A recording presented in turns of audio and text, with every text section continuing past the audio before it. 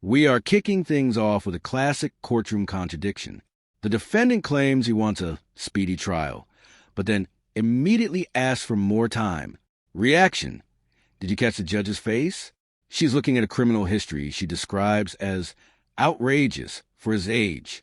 Legal insight: a speedy trial is a constitutional right, but once a defendant asks for a reset, like the March 18th date mentioned, they often waive or pause that right. It's a high-stakes chess match. Is he really ready for a trial or just trying to pressure the state? What do you think? Is a speedy trial always a good thing for the defense? And I'm looking at your criminal history. Your criminal history is outrageous for a person your age. Do you deserve 16 years? No, ma'am. Oh, why not? We also have included motions for speedy trial in both cases. All right. So do you still want to assert your right to a speedy trial, counsel? Because your client is saying that he prefers to come back on March 18th. And Norma, check. Okay, so let me finish speaking. Okay. All right, everybody, take a breath.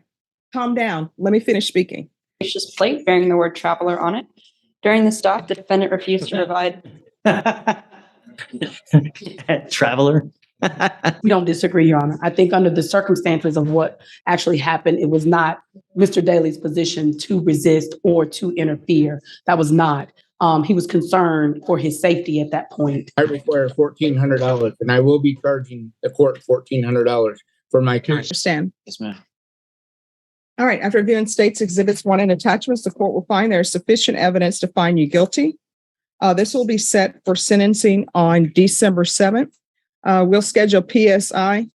And even though he's not applying for probation, I am going to schedule a TAP evaluation that'll give me some idea. Thank you. Is there anything else, counsel? No, Your Honor. All right. We're going to come back on December 7th. I'll make a decision on your sentence based upon any other evidence that's presented to me in the TAP evaluation in the PSI. Now it gets messy. We're breaking down an aggravated robbery case where the defendant has a very creative story.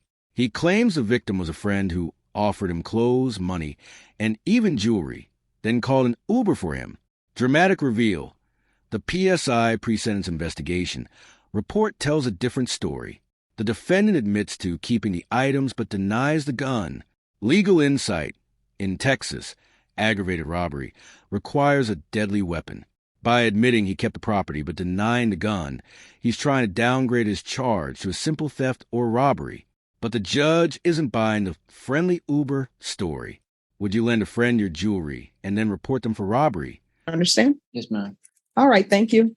The defendant entered a plea on October 23rd of guilty to the offense of aggravated robbery. According to the plea bargain agreement, there are no applications and punishment is be assessed at a cap of 16 years in the prison. And there are several cases that are being taken into consideration. Have both parties had a chance to review the PSI report? We have, Your Honor. We have, Your Honor. Any objections to the PSI report, State? No, Your Honor. Defense, any objections to the PSI report? No, Your Honor. All right, defense, I note in the PSI report things that your client has said, which is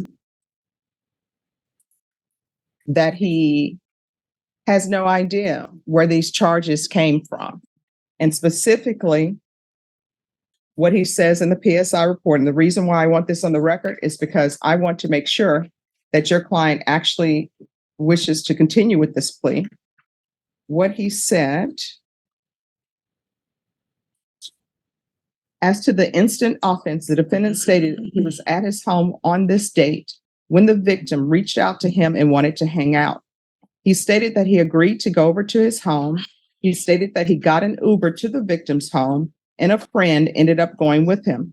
He stated while at the victim's home, he offered him some clothes and money. He stated that the victim knew he was struggling and offered to help him. He stated that the victim even allowed him to wear his jewelry. He stated that he left the location and went to a nearby park. He stated that he did not end up going back home. He stated that the victim sent his friend some money so that they could Uber back home. He stated that later that day, the victim contacted him and told him that he needed his items back. He stated that he ignored the victim. He stated that he later found out that he had a warrant for this case when he attempted to make a payment to his bondsman for another case he has pending. He stated that he called the victim and confronted him about the allegations. He stated that he was later arrested for the instant offense. The defendant denies the allegations of him using or having a gun, but did admit to keeping the victim's clothes and other items.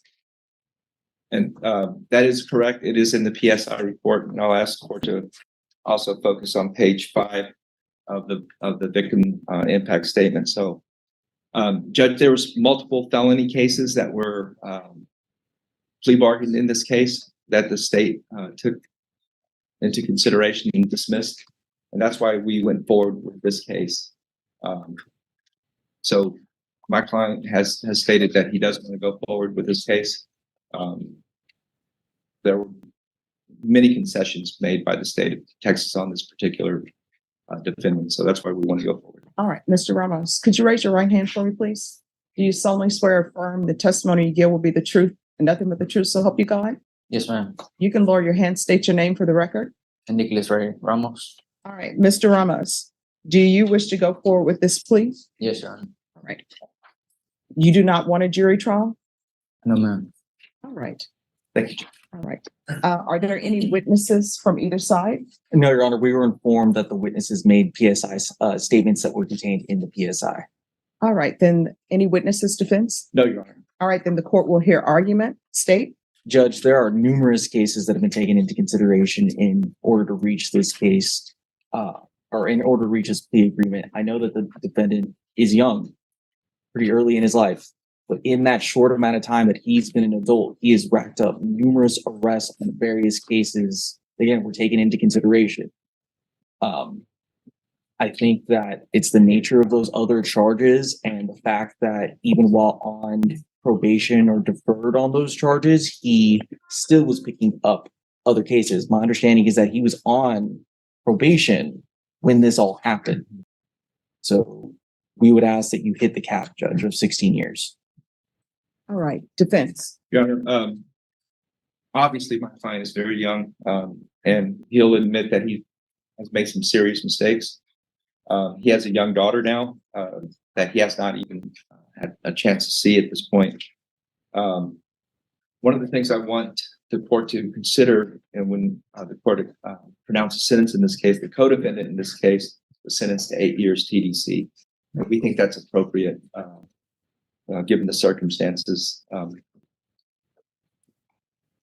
Yes, my client was involved and I shouldn't say was involved, but has been charged with other cases. The district attorney's office made a commitment to dismiss those cases, and they have done so. Judge, with respect to this particular case, the complainant's father has stated that the victim in this case was not hurt, but he did not get his property back. So in light of that, his age, we'd ask the court to consider an 8-year sentence, which is what the court saw fit when the court pronounced sentence on the co-defendant in this case. And Judge, if I may, the co-defendant was sentenced in the 187. There is a stark difference between that co-defendant and this defendant. That co-defendant did not have nearly as many cases that were being taken into consideration. So that was something that drastically changed what was happening in that situation versus this situation. All right. And just so everyone knows, and I know both attorneys know, I look at cases individually. So, Mr. Ramos, is there anything you want to say? Yes, ma'am. I've been incarcerated 8 months. I know I did what was wrong. No. Whatever I did, I know it caused me to come in this courtroom today. Sorry, I'm having a hard time hearing you. My bad. I know whatever I did caused me to come in this courtroom today, and I know it caused a lot of harm to people's families and stuff. I had more than enough time to think about what I've done. I'm just trying to get back home to my little girl. That's it. Here is an emotional turning point. The defendant mentions he has a 2-month-old daughter he hasn't even seen yet. Reaction. The judge's response is ice cold. She asks, "Why didn't you think about this beforehand?" The breakdown. This is a common scene in sentencing. Defendants often bring up family to seek mercy, but this judge is looking at a pattern of violent crimes that started long before the baby was born. She's trying to figure out if he's a father who made a mistake or a criminal who happens to be a father. Does having a child justify a lighter sentence for a violent crime? Let's hear in the comments. All right, so how old is your child? 2 months and a week and a half. So why didn't you think about this beforehand? No, I'm sorry? I have a comment on it, Your Honor. Why are you out committing crime? I don't understand. And I'm asking you these questions because I'm trying to figure out what would be the appropriate sentence for you. The state and the defense will tell you. State and defense, they come up with their agreements. This is their agreement that I can sentence you up to 16 years in prison. So I'm asking you these questions so I can make a decision on what to sentence you to. And that's a lot of time because the range of punishment for this offense is, because they've capped it at 16, is 5 to 16 years. So that's what I can sentence you to. So I'm trying to figure out what is your thought process and why you're out here committing crimes and violent crimes.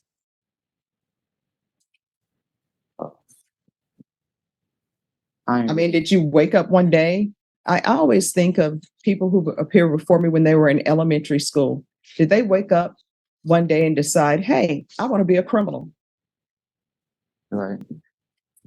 So I'm trying to figure out, where did you go in your life that you decide, hey, I want to be a criminal? And I'm looking at your criminal history. Your criminal history is outrageous for a person your age. And I don't know if the misdemeanor, when you were placed on deferred adjudication, in that case, I don't know if something could have put you on the right path from there. We have the burglary of vehicles, not vehicle. There's a lot going on. And then there's an assault bodily injury case that's pending in County Court 15. So I'm trying to figure out, what is your issue? I guess I had a bad crowd around me. I ain't really have nothing for a little while. I ain't have no structure. Oh, don't come to me with the structure thing, because there are a lot of people who don't have structure. And when you mention the bad crowd, I guarantee you the person who got 8 years, when they said they were running around with the bad crowd, they were talking about you. Yeah. So since you brought up structure, what do you mean you don't have structure? I ain't have nowhere to go. I ain't have no financial support. How about getting a job? I ain't have nothing to get a job. I was old enough to get a job, and I had more than enough chance to get a job, but I have no ID. I have no social security, none of that. I lost all that. So why didn't you have an ID? I lost it while I moved out the house a little while ago. So why are you moving out the house? Don't want to follow people's rules? Yes, ma'am. So your lack of structure is because of you. It appears that somebody was trying to give you structure. And then in the PSI report, it says that you were going back home. So what home was this you were going to? I was really staying with my friends and my girl at the time. Where? With who? Who's all in the house? Her parents? Yeah, me, my girl, her mom, her little sister, her older sister, and her brother. All right. I still don't understand why parents allow children to live in their home and play house. I don't understand why they would either, but I guess it was, I don't know, I guess it was because I was with her daughter and we were having a baby. Okay, sorry. You need to put the mask down. I don't know why they would let me stay at the house either, but I don't know. I don't know. I was with her for a little while, and I guess I had a good relationship with her family. But you still haven't explained to me why you're going out committing a bunch of crimes, because you were placed on deferred adjudication. And I will tell you now, whenever you're placed on deferred adjudication now, it's different from when I first started practicing. Back then, it was you're on your own.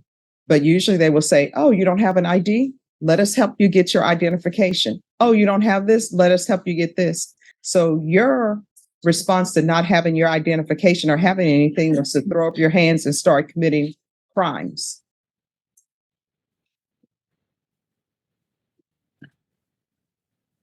So I'm trying to figure out what to do with you. Do you deserve 16 years? No, ma'am. Oh, why not?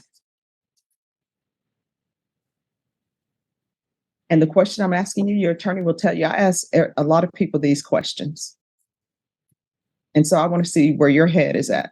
What do you think you deserve for committing an aggravated robbery, stealing from somebody who was trying to help you by giving you clothes, by giving you food, and according to you, paying for your Uber to and from their house? Years. Watch closely. This is a masterclass in judicial logic. The judge flips the script and asks the defendant, what if someone pulled a gun on your girlfriend and baby daughter? Reaction. You can see the gears turning in his head. He admits that person would deserve more than 8 years. Legal insight.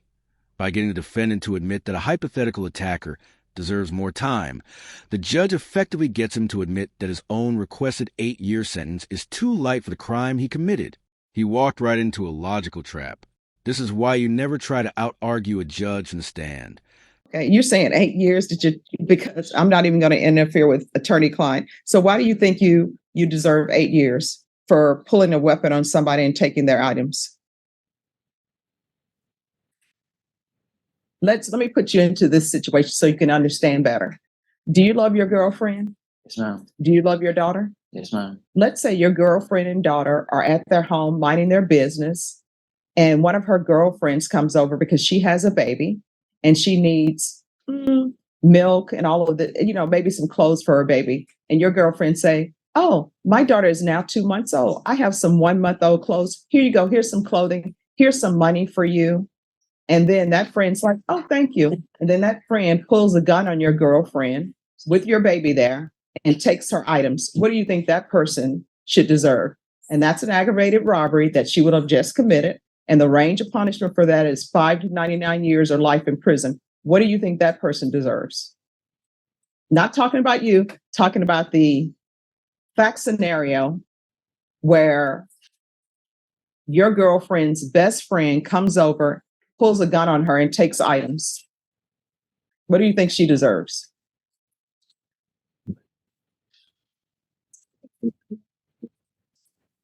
The sentence, I'm sorry, what? more than 8 years. More than 8 years? Well, why?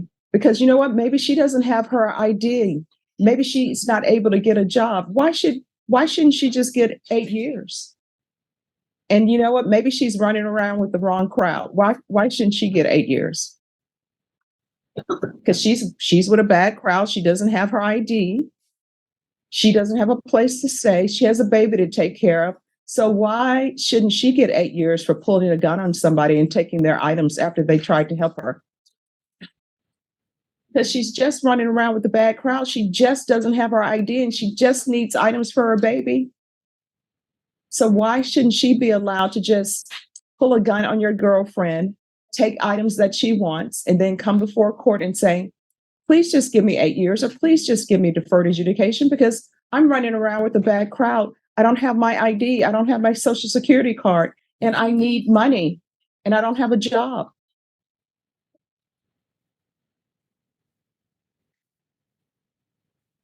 You don't want that person to have 8 years because they pulled a gun on somebody you care about, right? Yes, ma'am.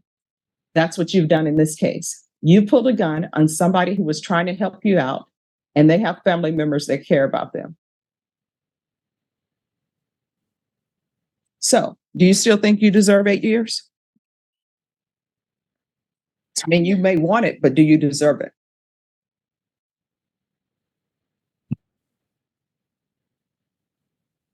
No, ma'am. All right. So, what do you think you deserve?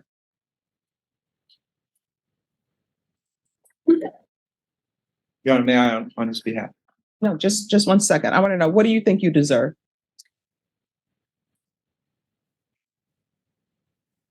Honestly, look into your heart. What do you think you deserve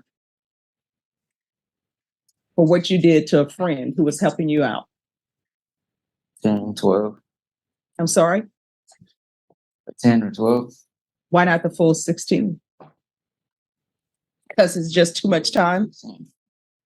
Is it because it's just too much time for you and you can't imagine doing 16 years?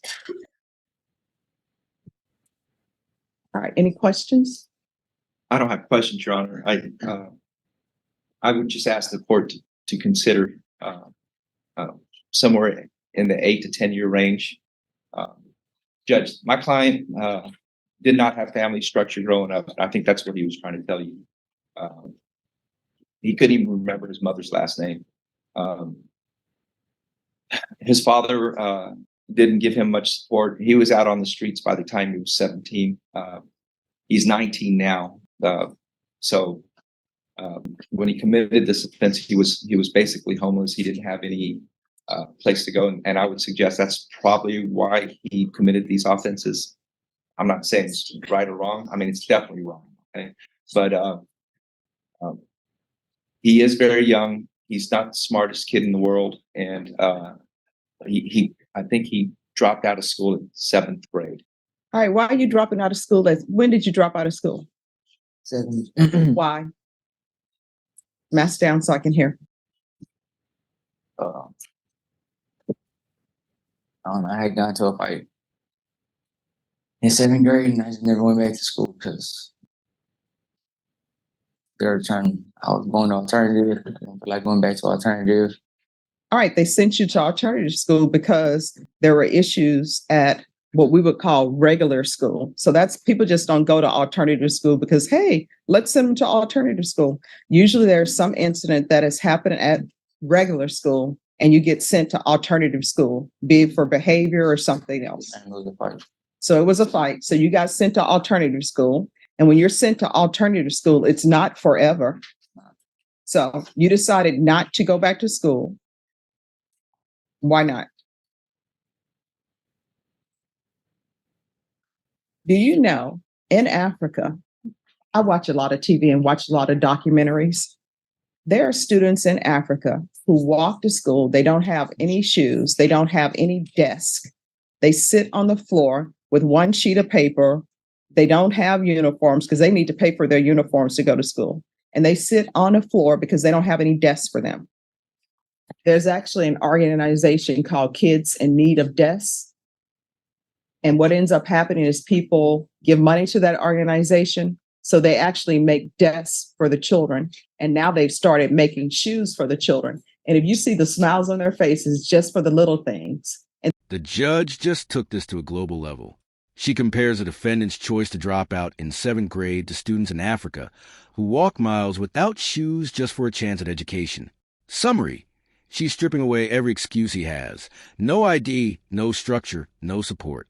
The sentence: after a long lecture on accountability, the hammer finally drops. 12 years in prison. Reaction: she didn't give him the 16-year maximum, but she didn't give him the 8 years he begged for either. She's trying to prevent him from becoming institutionalized while still demanding justice for the victim. Was 12 years a fair middle ground? then here in America, you can go to school for free. And you drop out at 7th grade and commit a bunch of crimes. And now you're bringing a 2-month-old into the world and you have no way to support that 2-month-old other than being a criminal and stealing items. That's a problem. You understand? Yes, ma'am.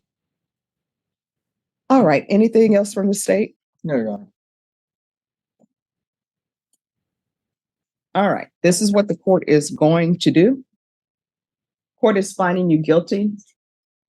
Court has already previously taken in consideration the cases that were listed in the agreement. This is going to run concurrent with County Court Cause number 691548, 691549, 694250. Mr. Ramos, I've read the PSI with a fine-tooth comb, read the offense with a fine-tooth comb, took into consideration the things that the complainant said in the PSI. And I'm taking in consideration your age. I hope that you can get your life together. There's a $500 restitution to Beatrice Gonzalez, which was the deductible. Is there going to be any objection to the court ordering that? No, Your Honor. No, Your Honor. All right, there's to be restitution to Beatrice, Beatris. Excuse me, if y'all cannot talk on the back row behind the court reporter, if you need to speak, just move to the other end. Gonzalez, Gonzalez, and the amount of $500. I'm just checking to make sure there's no restitution to anyone else. Is that the only restitution state in the defense? Money wise, Your Honor, there was some property that was taken from the victim in this case that was never given back, clothing and things of that sort of nature. All right, they didn't list an amount for restitution for that. They didn't, Judge. All right. All right. Court is going to sentence you to 12 years in the prison.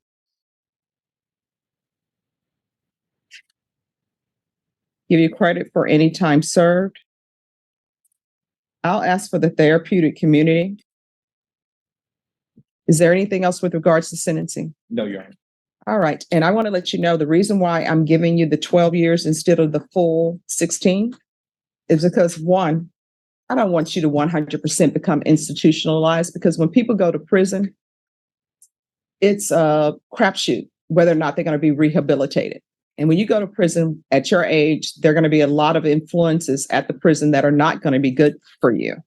And I would love it if people would go to prison and they could just do their time and not be bothered by anyone else.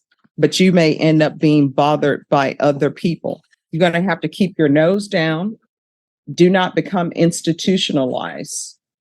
And while you're there, you're going to have to start thinking more about what got you there. And what got you there is not the fact that you don't have your ID or you're running around with the bad crowd, because you're part of the bad crowd. Do you understand? Do you understand? Showing you what's in the Idaho trial court certification of defendant's rights to appeal. Did you review that with your attorney? Did you understand it? And did you sign it? Sign. Because this is a plea bargain agreement, because I followed your plea bargain agreement, and because you waive your right to appeal, you do not have the court's permission to appeal. Because this is a felony conviction, you're not allowed to own or possess any weapons or ammunition. If you have a question about what a weapon or ammunition is, you need to speak to an attorney. And I don't know if I said it previously, but there's an affirmative finding of deadly weapon. And I'm going to do no contact, no in-person contact with minors. All right. Thank you very much. Anything else? No, Your Honor. All right, thank you. Are you Mr. Evans? Yes, ma'am. All right, in each of the cause numbers, the court has received a motion to amend bond conditions. State, have you had a chance to review the motions? Yes, sir. State, are you prepared to proceed? Yes, sir. So it appears that his conditions are GPS, full house arrest, and no contact with the complainant. And is the complainant the same in each cause number? To answer your question, yes, Your Honor. All right. If I may, I believe he's on partial house arrest at this time, Judge. He's allowed to go from It's tracking. his tracking. Okay, well, I'm just saying, because that's what it says in your motion. What date was that motion filed, Your Honor? This is November. Do you have an updated one? All right, if you could give me a copy of the updated one. And Judge, it was modified in January. All right, thank you. I'm going to hand you all motions. All right, thank you. I appreciate that. Those should be file stamped on February the 6th, the last Yes. court date. We also have included motions for speedy trial in both cases. All right. Assertion of the right to a speedy trial. All right, so first things first. So there's a partial GPS for work only, and there's no contact with the complainant. Correct. So defense, what are you requesting? We're requesting the removal of the GPS altogether, Your Honor. My client works at Specs as a delivery driver, and it's impossible for him to go all around. Well, excuse me, not possible. He did work that route. Mr. Evans, would you like to explain better than me? Yes. You want to raise your right hand? Do you solemnly swear and affirm the testimony you give will be the truth and nothing but the truth, so help you God? Yes, ma'am. You can lower your hand, state your name for the record. Larry Evans. All right. Mr. Evans, where do you work? And Specs. What do you do at Specs? Deliver liquor. So when you deliver that, you go all around the city, correct? Yes. And when you do that, you originally had a problem Yeah. with, when you originally doing it with GPS tracking. Yes. And then what happened? I was with some clients and it went off. And so my supervisor said since it went off, I can't work the route until I can get it removed.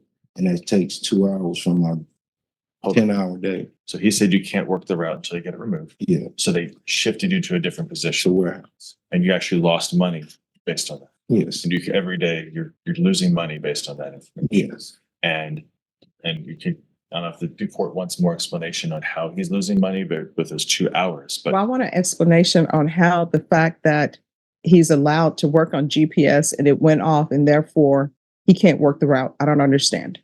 do you want to explain? Well, they said I embarrassed the clients. Ah, okay. So they moved him to a position in the warehouse. We would ask that be removed so he can go back to his original position. I apologize. I'm getting the feedback on the microphone, so it sounds like I'm loud. So Mr. Evans would ask that you remove the GPS tracking. He understands the bond conditions. He understands he needs to stay away from Miss Whitaker. However, with him losing money based on this GPS tracking and the rest of it, that's why we'd ask those to be removed at this time. All right. State, do you have any questions? Mr. Evans, have you had any contact with the complainant in these cases? No more. Have you had any contact with the family members of the complainants in these cases? No, ma'am. Do you, if GPS is removed, do you have any intention of contacting them in these cases? No, ma'am. What about the family members of the complainants? No, ma'am. No possession. All right. Any other witnesses? No, Your Honor. All right. The court will hear argument. Judge, he's losing money. There's no argument from the state that he has had, or has he continued to influence anyone in this case? There's no evidence that he has violated the bond conditions before this, and he has no intention of doing so after this. We are asking for a speedy trial as well for that reason. Well, no, let's focus on the motion to amend the bond conditions, then we'll get to your speedy trial. I understand that, Judge, but they go together insofar as that we're asking for this to go forward quickly. We're asking for this to be resolved quickly. State, are you prepared to go to trial on this today? Your Honor, yes. All right. So there we go. We have your speedy trial today. Okay, so we'd ask for the bond conditions to be removed today as well. Go ahead. Your Honor, obviously the state will defer to the court. However, it is concerning to the state that we have an incident of June, from the end of June last year. And then we again have an incident from October 22nd of last year. That's a violation of the bond condition to have no contact with the complainant. Now, we did have the opportunity to speak with the complainant a couple of weeks ago. She did confirm that she had not been bothered by the defendant in this case since that October incident. However, we did not have the opportunity to discuss removal of a GPS with her. So we do not have her input on that, Your Honor. But the state does have concerns for that violation of the bond condition initially. All right. And counsel, I do have concerns as well because there are two cases. Right, And the case that's ended in 0056, when is that alleged to have occurred? 0056 is the violation of protective order. Yes. 0056, Your Honor, is the assault family second. That was an offense date of June 25th of 2023. The violation of protective order bond condition, excuse me, is 0059 with an alleged offense date of October 22nd, 2023. Final case of the day, and it's a battle over a GPS monitor. Mr. Evans claims his liquor delivery job is at risk because a monitor embarrasses clients. Reaction: the judge isn't budging. With two separate assault cases involving the same complainant, she views the GPS as a non-negotiable safety net. Summary: we end the day with another speedy trial request being withdrawn. It seems everyone wants to move fast until they realize a trial actually means facing the evidence. It's a day of reality checks and zero tolerance for excuses. Which part of today's hearings shocked you the most? All right. So I'm not inclined to remove GPS. I don't know if tracking will help him, and state if you will have any objections to tracking only. I don't have any objection. I'll give him tracking only, but I'm not going to remove the GPS. Yes. On the bond condition, if I'm somewhere and somebody comes approach me and they tell me she's there, and I leave, and they cause the problem. I just want to know how I'm at fault. If I'm already somewhere and they follow me or find out where the party at, and then I leave and her friend says I did something, how I'm at fault? I don't. All right. It sounds to me like you're trying to give me the facts of the case as you see those. This hearing that we're having right now is not for me to determine the facts of your case and whether or not something happened or did not happen. Unless you want to do a bench trial, then of course I will hear everything. All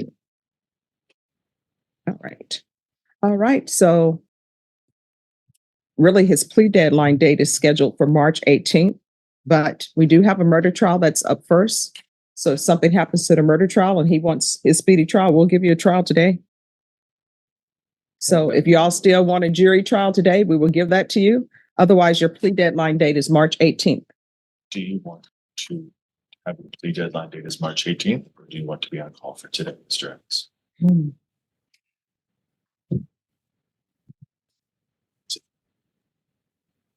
It's up to you. Otherwise, you're due back here on March 18th. So we potentially could give you a jury trial today, or either you can come back on March 18th. Which do you prefer, Mr. Evans? March 18th. I'm sorry? March 18th. All right. So do you still want to assert your right to a speedy trial, counsel? Because your client is saying that he prefers to come back on March 18th. I'll defer to my client. Your Honor. All right. Are you withdrawing your motion for a speedy trial?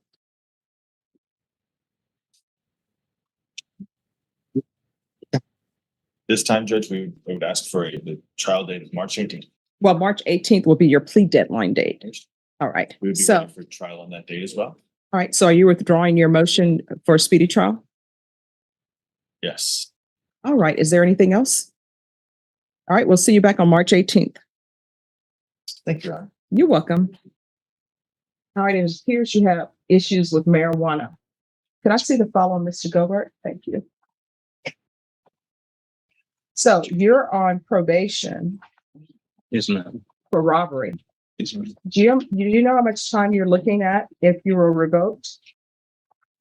I'm not sure. All right, so let me tell you. Just a deferred adjudication. So you're looking at 20 years if you were revoked. So the question for you is whether or not you think smoking marijuana or giving me dilute UAs is worth a potential of 20 years in prison. What do you think? No, ma'am, it's not worth it. So why do you keep using? I'm just diagnosed with anxiety and depression. Sometimes it's the only thing that helps sometimes.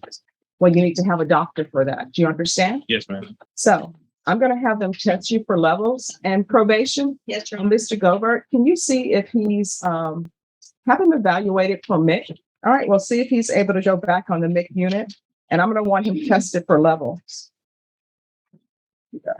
So they're going to test you for levels. If you have a problem with depression or whatever your problem may be, now's the time to speak with probation so they can help you address that. Do you understand? I do take medication for anxiety and depression. All right, well, you're not allowed to use marijuana while you're on Yes, ma'am. probation. You understand? Yes, ma'am. All right, so I'm going to have you speak with probation, okay? Yes, ma'am. Thank you. Who's here on Jonathan Santabanez? Did he plead? And misdemeanor for it? Listed as Well, client. I think that I'm supposed to be lead counsel with him and somehow I have to check and see what's going on with that. So, All right, so if he's on the system and you're not, it shows that he's on the system. yeah, but he's on it. We're co-counsel on it. Well, So- no, he would have been notified. No, Norma checked. He wasn't notified. Well, And here's his the office thing. checked. This was set for August 20th. And there was a no-show by the defense attorney and Mr. Gobert. Yep, and Norma checked. Okay, so let me finish speaking. Okay. All right, everybody, take a breath. Calm down. Let me finish speaking. So he was set on August 20th. And the court is aware that sometimes there's some issues with the system. And your attorney listed on the system is Danielle Vela. She's not listed on the system as your attorney. Now, whether she's second chair of their co-counsel, doesn't matter. If she's not in the system, she's not going to get notice. No, stop. The only person who's going to get notice is the person who's on the system. I will tell you who Daniel is. Daniel, she said, is her co-counsel on this case, and he's the person who's listed. So if you don't know Daniel, then you probably should introduce yourself, or he shouldn't be listed on the system. So this was scheduled on August 20th. Because there have been issues with the system, I don't immediately issue a bond forfeiture because maybe somebody didn't get notice. So Ms. Ferguson will send out an email or contact or text the attorney. So that's why this case was set on August 20th, and I didn't do anything. But what I wrote on the docket sheet is recall for August 22nd, 2024, and I have no show, defense attorney and defendant.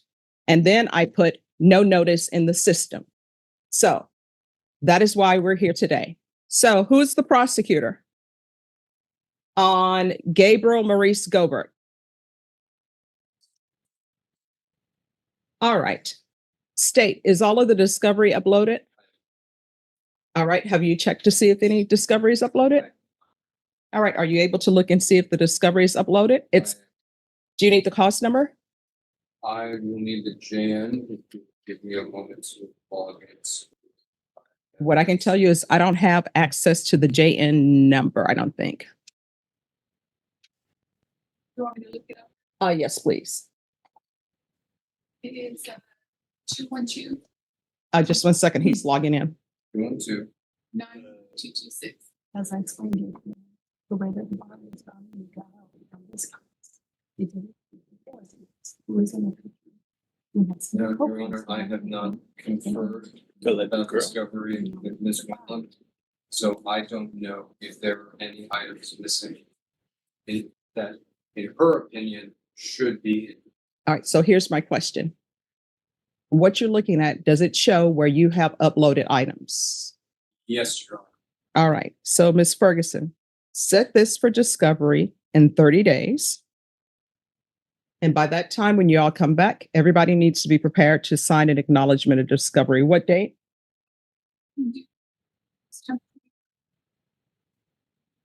All right. And Ms. Ferguson, is Ms. Whitland now listed as his attorney or no?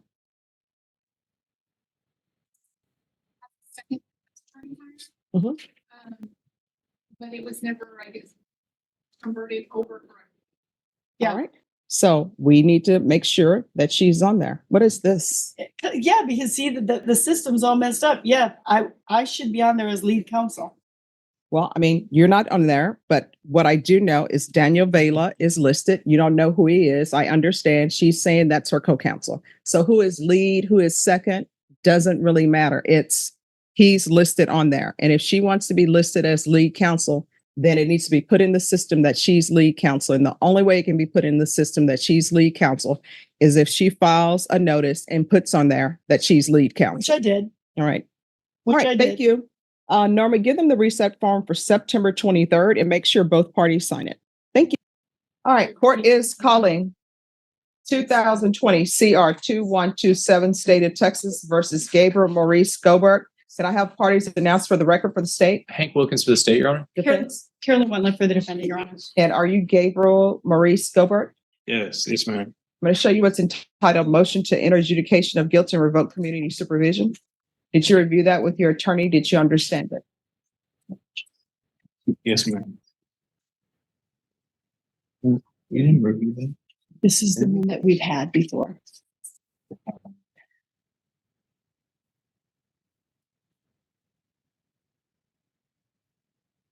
This one is here. This is the one that they get. You've seen the copies of. And we'll look that up. Okay. Oh, yeah. All right. Did you review that with your attorney? Did you understand it? Yes, ma'am. Are you the same Gabriel Maurice Gobert who was placed on deferred adjudication in 2020 CR 2127 for the offense of robbery on December 15, 2020 for a term of 5 years? Is that you? Yes, ma'am. Right, state? Your Honor, I believe the defense was going to ask for a contested date. Yeah, I am judge, but I also I have to highly consider if I need to do a competency. That is also like something that I am debating. Okay, so this is what I don't understand, and I want you all to clear this up for the court. We were here in August for a contested on August 31st. Then you all asked for it to be removed to September 14th. And then we are here, we were supposed to be here on October 19th, then October 26th, and now we're here on November 6th. I can Explain this to me. I can speak to it probably a little better, Judge, because I've been here for all the settings. Initially, I think we thought we were going to have an agreement. And then we have not come to that agreement. The last setting that this was set, the state actually had thought they were going to supplement the MTR. I think that was the last setting. That's why the court reset it for now. Part of the long reset had to do with I had surgery, and then we came back, and I think we had approached and we thought we were all going to be have a good plan, but we still don't have a good plan in place. Right, so here's the plan. That's where we are. This is being set for a contested hearing. Do not get into any plea bargain agreements because this is going to be a contested hearing. That's the plan. Ms. Ferguson, give me a date for a contested hearing. We can come back on the 16th of November. Is that enough time? Well, Judge, the only thing is, when the court asked my client, has he seen this? Does he understand? I struggle, and I'm not sure that Mr. Goldberg does understand. So I'm going to talk to his mother a little bit about the possibility of having to get him comped. But if you go and ask competency, they would pick one fast in a hurry. Well, that may be what I need to do, Judge, just to make sure that he understands what's going on. I think that is. That needs to be done, and we're coming back on November 16th for a contested hearing. What time is Ferguson? All right, 9 a.m. It's contested. It will be contested. It's not going to be anything else but contested. And if you'll go down to Judge Carruthers and Ms. Ferguson, if you'll send Judge Carruthers an email and let him know to expedite this competency. Yes, ma'am. Is there anything else? Nothing from the defense, Your Honor. There will be no further resets in this case. Thank you, Judge. Thank you, Judge. Welcome. And State, is this still going to be a contested? I haven't had a chance to talk to Ms. Whitman about it. Okay. So I don't know, Judge, exactly. I think that, let me think, I don't believe it is. If I saw the MTR, I don't believe it will be. Okay. But I think our inclination is we don't have a drug report back yet, Judge. Maybe. Right. We don't have the drug report back yet. And since we're being pushed to a contested, there's kind of a withdrawal. Okay. And wait for that to be indicted. And then once it's indicted, then proceed appropriately from there. All right. Are there any conditions you want added? I mean, the only thing that I would suggest is that, I mean, since the charge that is coming forth, if it is it is drug related, we'd be requesting, weekly UAs and weekly reporting. All right. So they're going to withdraw the motion. I'm going to alter the main conditions to include the UA hotline. And then I think the UA hotline will take care of the weekly reporting. So the UA hotline, and it needs to where he tests at least once a week. Is there going to be anything in your system? I've been still trying to get marijuana out of my system, so All right. the level should still be going down. All right, they're going to test you for levels, okay? Okay. All right, so that's all. You can speak with probation and they'll tell you everything, okay? Okay. Thank you. All right, you're welcome. Thank you, Judge. Sorry. Oh, no problem. I decided yesterday. She and I have already discussed it on this case, and we just both want you to hear the PC if we can, Judge. Okay. And then on the bond reinstatement as well, Judge. Right. So officers initiated a traffic stop in Harris County, Texas for a vehicle having a fictitious plate bearing the word traveler on it. During the stop, the defendant refused to provide. Traveler. Okay. During the stop, the defendant refused to provide ID or insurance information, stating, "I do not consent to this." Officer attempted to remove the defendant from the vehicle, and defendant Actively resisted by pulling his arm away from deputies until he was detained. Okay, tell me what. So we looked at, well, I'm sorry, Madam Prosecutor, the interference with duties of public servant, Your Honor. Even if my client is failing to give them that, then it is an arrestable offense. But in this situation, it is, Judge. However, in this particular situation, he didn't interfere with anything in terms of his own arrest. I can, if it was a resisting or something to that effect, I can. They're just trying to get him out of the car. I don't And disagree. it's classic sovereign case where got the license plate, think that traveling by right is what I think how they term it. In this situation, Judge, and the reason I'm employing upon the court is, even from what Madam Prosecutor has seen on the video, they're pulling and tugging at his arm, which put my client in some fear. It was more than one officer. It was pretty. But he still has a duty. If they're asking you to come out, they can lawfully do that. And there are videos, and go on YouTube, right? There are hundreds of videos where officers will literally destroy your car to get you out. When you get into a pissing match with a person who has the power of arrest, who's going to win, Mr. Daly? We don't disagree, Your Honor. Right. You know what I mean? That's real life. We don't disagree, Your Honor. I think under the circumstances of what actually happened, it was not Mr. Daly's position to resist or to interfere. That was not. He was concerned for his safety at that point. And actually, I don't know, did you hear that on the video? Right. And so in reviewing the video, it was pretty quick, pretty brash. They didn't give him an opportunity to respond per the prosecutor. In this situation, it wasn't as if he was intentionally. Remember, this is just a mere probable cause. Yes, so, I agree. They ask you to come out of the car one time. Yeah, it's really, that's, so, I think that there's enough probable cause to go forward now. The problem is, Mr. Daly, is that we revoke your bond. Your bond is set at 2501, and you've continually failed to appear. So, the case and the way that you've treated us, it shows me that you just refuse to accept authority. How are we supposed to deal with that? How do we deal with that, Timberl? Your Honor, the only reason I bring to your attention is I asked the court to take into consideration, we have a Black male works every day who, and I hate to put that on the court, but I do in this particular climate, that has never been in contact with any particular law enforcement court system.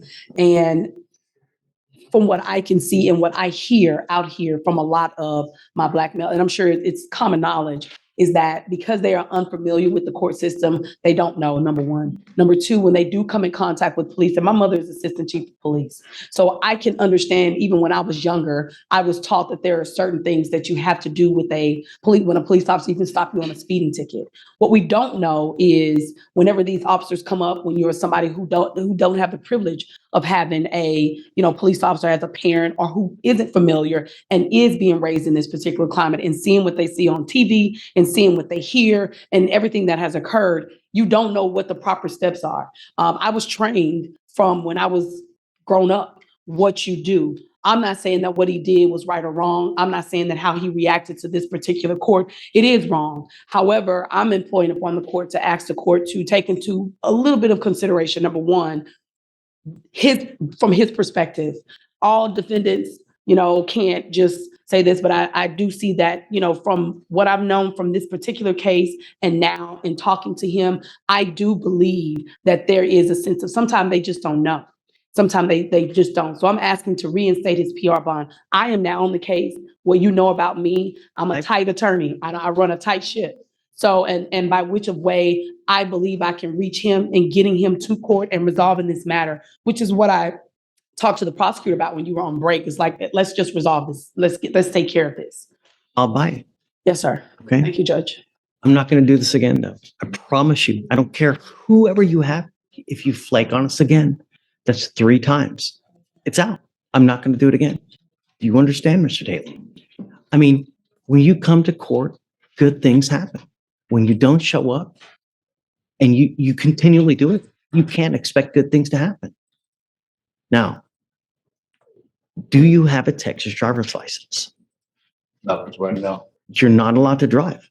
Right. You have a bond condition and you've signed an affidavit with me today promising you're not going to drive. I don't care how you term it. Driving, traveling, however you're going to word it, whatever you do not get into the driver's seat of an automobile, a motorcycle, anything with a combustible engine where you can get on the road unless you have approval from us. Do you understand? I don't care that you have to work.